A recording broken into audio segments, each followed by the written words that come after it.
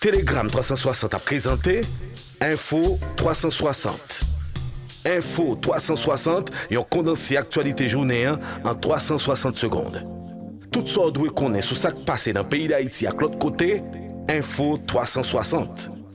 Info 360, c'est information pratique, bien traitée, sans fausse côté. Info 360, une présentation Telegram 360. Bonsoir à tous, bienvenue à Info 360. Le doyen du tribunal de première instance de la capitale a désigné ce mardi des magistrats instructeurs en vue d'approfondir les enquêtes relatives aux différents rapports de l'USCC acheminés à la justice. Merlin Bélabre a été choisi pour le dossier de l'ONA, Jean-Wilner Morin celui de Nenel Kassi, Walter Wisser-Voltaire pour le dossier du ministère de l'Éducation nationale et de la formation professionnelle et Martel Jean-Claude pour celui du ministère des Affaires étrangères et des cultes. Par ailleurs, Merlin Bélabre est le nouveau juge désigné pour instruire le dossier de l'assassinat du bâtonnier Montferrier d'Orval. C'est le doyen du tribunal de première instance de Port-au-Prince, Bernard Saint-Ville, qui en a fait l'annonce. Le magistrat Bélabre devient ainsi le 4e juge à être choisi pour conduire cette enquête. Comparution lundi à la cour d'appel de la capitale de l'ancienne directrice de la Caisse d'assistance sociale, Edwin Tonton, dans le cadre du dossier de corruption à la CAS. Les avocats de l'ancienne directrice ont produit une demande de mainlevée du mandat d'Hérault, une demande qui sera analysée à la reprise de l'audience prévue en janvier 2024. Telegram 360 a présenté Info 360. Info 360, yon condensé actualité journée en 360 secondes. Tout ça doit connaître sur ce qui passe dans le pays d'Haïti à l'autre côté, Info 360. Certains acteurs politiques utilisent des lanceurs d'alerte pour faire des fuites en avant concernant l'échec des discussions conduites par le GPE, dénoncent des voix fortes impliquées dans le processus de dialogue.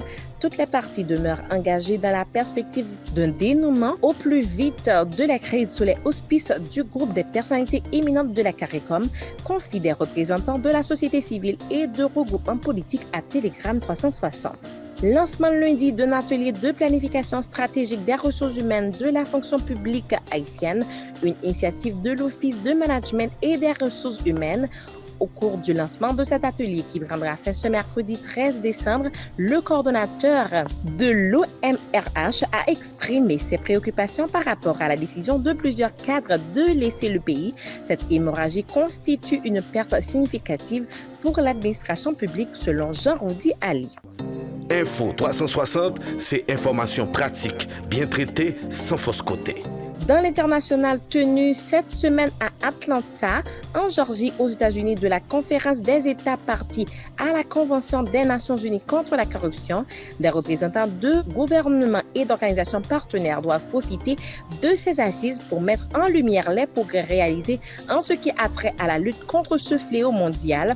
Nous ferons pression pour davantage de coopération et de responsabilité internationale contre le phénomène de la corruption, insiste le département d'État des États-Unis en se référant à cette conférence. L'Assemblée générale des Nations unies a voté ce mardi une résolution appelant à un cessez-le-feu humanitaire dans la bande de Gaza. Une majorité de 153 États a voté en faveur de l'arrêt des hostilités, tandis que 10 ont voté contre et 23 se sont abstenus. Un revers pour les États-Unis qui, la semaine dernière, a opposé son veto au document lors d'un vote au niveau du Conseil de sécurité de l'ONU. Le système humanitaire est au point de rupture à cause des pénuries et des bombardements incessants, a alerté l'Organisation des Nations Unies préalablement à l'adoption de la résolution ce mardi.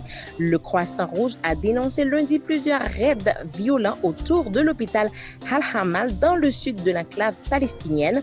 Une situation apocalyptique dans la bande de Gaza, c'est le mot utilisé par le chef de la diplomatie européenne. Joseph Borrell précise que le niveau de destruction des immeubles à Gaza est équivalent à celui des villes allemandes pendant la Seconde Guerre mondiale. C'est la fin de Info 360. Merci de l'avoir suivi. Tout ça doit connaître sur ce qui passe dans le pays d'Haïti à l'autre côté, Info 360. Info 360, c'est information pratique, bien traitée, sans fausse côté. Info 360, une présentation Telegram 360.